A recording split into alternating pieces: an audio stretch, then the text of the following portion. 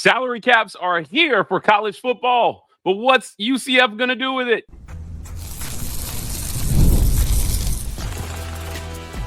You are Locked On UCF, your daily podcast on the UCF Knights, part of the Locked On Podcast Network, your team every day.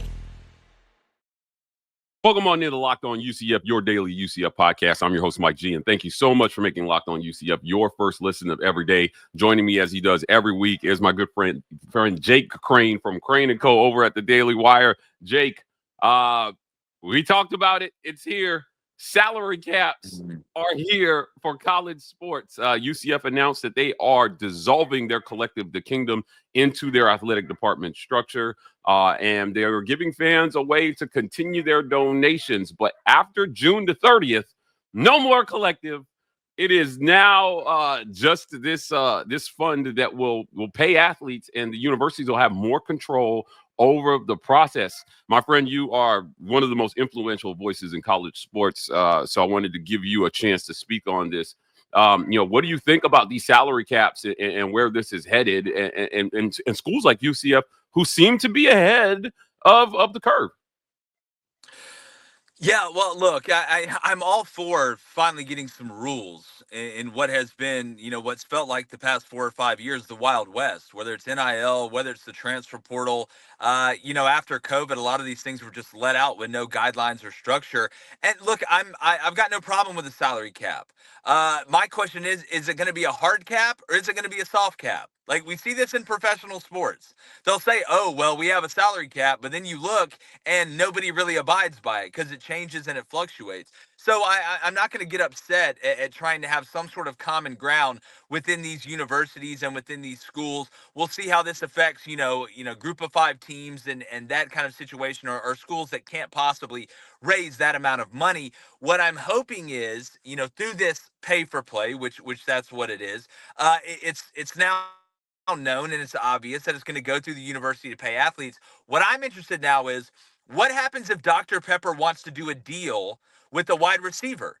Does Dr. Pepper's people now reach out to the representatives of the wide receiver and they do a deal that's just between them? Because if that's the case, I am all for it. That's what NIL should have been. Now we're getting NIL and pay for play through the university.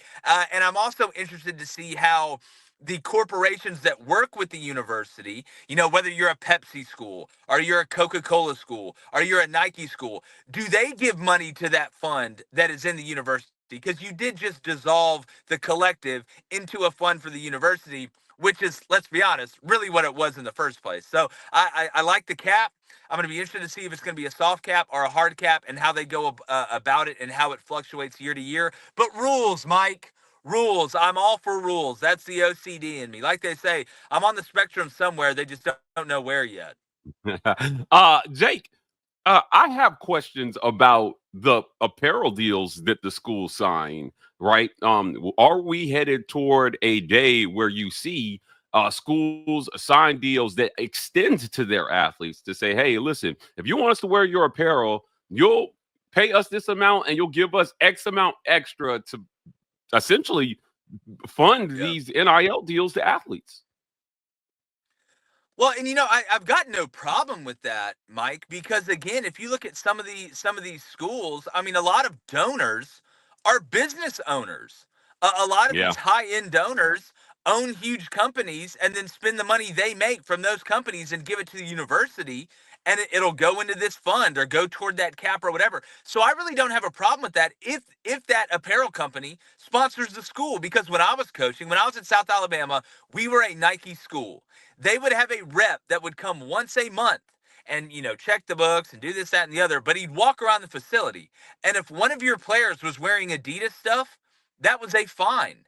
It was known in the building that, hey, Nike sponsors the school, so you only wear Nike stuff. Now, if you go out to eat at Applebee's and the Nike rep's there and you're wearing Adidas, he's not going to do anything then. But when you're on those grounds, there's a fine for not abiding by that. So if it's going to go from, hey, we can fine you to, hey, we can throw a little bit more money in the pot because we do sponsor the school and therefore sponsor the football team, I am totally fine with that. Because again, what is a better look than a guy scoring a game-winning touchdown in a huge game where millions of people are watching, and he's wearing that Nike logo. So obviously, the companies that sponsor the school want great exposure. There's not better exposure than that wide receiver jumping up to catch that game-winning touchdown pass, and he signed with that school because he may have got some more money, and it's your company's logo, whether it's Nike, whether it's Adidas, or whatever, or they show him drinking your product on the sideline after he just scored a huge touchdown in the college football playoff. So I'm fine with that as long as there is a financial affiliation or a sponsorship from that business or corporation with the school. Yeah, it's fascinating stuff. Look, salary caps, it's turning in to a true farm league, like a mini pro league for the NFL here with the money that's coming up. But look, are these caps too high? We'll talk about that right after a quick word from our sponsors. This episode of Locked On UCF is brought to you by our friends at Upwork. Guys, scaling your business requires the right expertise at the right time. With Upwork, you can find specialized freelancers in marketing, developing, design, and more experts ready to help you take your business to the next level. Upwork gives businesses flexibility by connecting them with top freelance talent across multiple industries, including IT, AI, web development, and marketing. Visit Upwork.com right now and post your job for free. Again, that's Upwork.com right now and post your job for free. This episode of Locked On UCF is also brought to you by our friends at Fabric. Life moves fast, especially when you have a family. I know Jake has a family. One day you're watching your kids take their first steps, and before you know it, they're off to college. That's why securing their future is so important. Fabric by Gerber Life makes it simple to get term life insurance that fits your family's needs. With Fabric, you can apply for term life insurance online right from your couch. You can be covered in under 10 minutes, and in many cases, no health exam is required. Join the thousands of parents who trust Fabric to help protect their families. Apply today in just minutes at meetfabric.com/lockedoncollege. That's meetfabric.com/lockedoncollege. Policies issued by Western Southern Life Assurance Company, not available in certain states. Prices subject to underwriting and health questions. All right, so is it too high? Is the salary cap too high? $20.5 million. You and I know there are schools in the SEC that will snap their fingers and 20.5 will rain from the heavens like manna. But for other schools, 20.5 is going to be a tough number to raise. And where that money comes from, I think matters. What do you think about this initial cap structure? And does it set some teams behind the eight ball in terms of trying to get the money to compete? Yeah. Well, I mean, Mike, some teams are already behind the eight ball. So, like, it's, and there's no cap now. So, there's a lot of schools that are operating at a lot more than $20.5 million at the end of the day. So, I think it just depends on where you are in your financial situation. If you're one of the people that can operate at that level, it's going to give you an advantage over the people that can't. I mean, it's just a simple math problem. If you're one of the top teams as far as money goes, you want this thing to be as high as possible, because the higher it goes, the less people can play on that field. So again, it's like the tax system. It's depending on what you make, it's going to be depending on what you're taxed and what breaks you get, whether that's good, bad, or indifferent. So look, there's no way where it's going to go down. They're not going to be like, oh, well, let's lower it this year. So I don't know if you've noticed, salary caps really never go down. They tend to always go up. So, look, it depends on whether you got the money or not. But the big dogs want it as high as possible, and the smaller guys want it as low as possible. Yeah, if you're UCF, I think this is a manageable number, at least initially. In the statement, it mentioned that will be an ascending cap. So every year it will go up. And look, it's on the schools to find ways to adjust. And pay for play is here. College athletes are making the money. They've got to find a way to manage that money, but they've got to also find a way to raise that money. When the college football playoff was instituted, there were those of us that tried to explain that while it will be exciting to see the little guys get a shot, the resources haven't really changed. So the gap between the haves and the have-nots is the same, right? I think you saw that show up in this recent expanded college football playoff, Jake. Arizona State, Texas comes to mind. Arizona State, great story. But when it came down to it, recruiting and resources won because they had Quinn Ewers and Arizona State did not. And he made the play that they needed to win the game. And money is a big part of that now, right? Like, where do you see the gap between the UCFs and the rest of college football here in the next 5 years with salary caps and the money that's flying around? Well, look, I mean, UCF's in the Power Five. I mean, you look at the enrollment. I mean, you look at the endowment. UCF has money. I mean, whenever you have a we wear space jerseys night, you got money. So, like, UCF isn't. I don't think UCF is like Oliver Twist out here, penny pinching and starting lemonade stands all around the suburban neighborhoods to try and raise money for this. So I think UCF will be fine. As far as the playoff and the gap between the biggest guys and the medium-sized guys and the littler guys, there's no way you're going to fix that unless you do some socialism style situation where you give people money, or you give everybody the same amount, and this is all they're able to play with. The people with the most money, the rich, are always going to get richer. That's how it works. The difference, and the reason why I think this playoff system is better, is it gives the little guy access to the play. That's all you can ask for. You can't ask for the NCAA or these schools to all come together and say, hey, well, we're going to give y'all some of my money because we feel bad for you. That's not how it works. All you can ask is that we have access, if we win a game or win enough games, to be able to get into the playoff. I mean, we saw Boise State get a bye. So to me, if I'm one of the littler guys when compared to the biggest guys, all I can ask for is access. Let's see what we can do. And maybe by getting into that playoff, we can grow our financial situation and turn into one of the big guys, like it's supposed to be, like the way the food chain and totem pole is supposed to work. So I know there's no way to fix all of it and make everything even, but I do like the expanded playoff, and I think there's ways for you, obviously, to grow once you get exposure out there. Hell, I didn't know St. Peter's was a college until they made a run in the NCAA tournament, and I'm sure they made some money off that. Look at Alabama State, how big that was for them against St. Francis, PA, winning that game in the NCAA tournament. So, look, it's about you taking advantage, and all you can ask for is access, and then to take advantage of it when you get a chance. Yeah, again, going to be fascinating to see how colleges handle this. But can conferences help their little guys catch up? We'll talk about that right after a quick word from our sponsors. This episode of Locked On UCF is brought to you by our friends at Monarch Money. Ever check in your bank account and wonder, where did all my money go? Between dining out, online shopping, and entertainment, it's easy to lose track. That's where Monarch Money comes in, your personal CFO, giving you full visibility and control over your finances. Monarch Money isn't just a budgeting app. It's a complete financial command center. You can track all your accounts, investments, and spending in one place. So you just stop managing your money and start building wealth. Monarch Money. Take control of your finances with Monarch Money. Use code LOCKEDONCollege at monarchmoney.com for 50% off your first year. That's monarchmoney.com, code LOCKEDONCollege for half off your first year. We appreciate them for sponsoring Locked On UCF.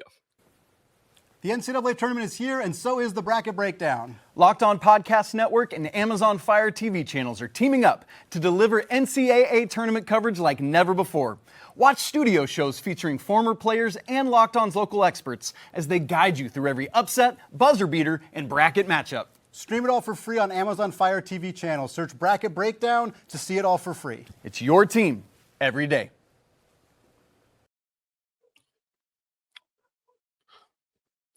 What can conferences do to help the lesser among them catch up? Now, we all know about the revenue sharing that happens with these TV deals. Is there a chance we see some TV deals renegotiated based on NIL to help cover the cost of paying athletes? Quite frankly, I think that the networks might have to subsidize some of this money that these colleges suddenly need to compete.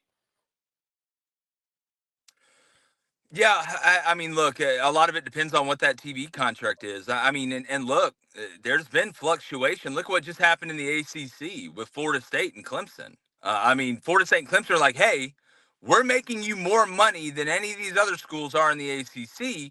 Therefore, we should get more money than the others. It should be on a merit-based view count, which, we saw Greg Sankey from the SEC didn't think that was sustainable for the conference, not Florida State or Clemson. So, here's the problem, Mike. If it starts to become, well, we're just going to focus on helping the little guy, the bigger guys in that conference, the ones who carry most of the weight, the ones who are more popular, the ones who there are more pressure on because they play in bigger games, they're going to want to leave. So if I'm a conference now, I don't think it's about helping the little guy. It's how can I make sure our big dogs stay in this conference?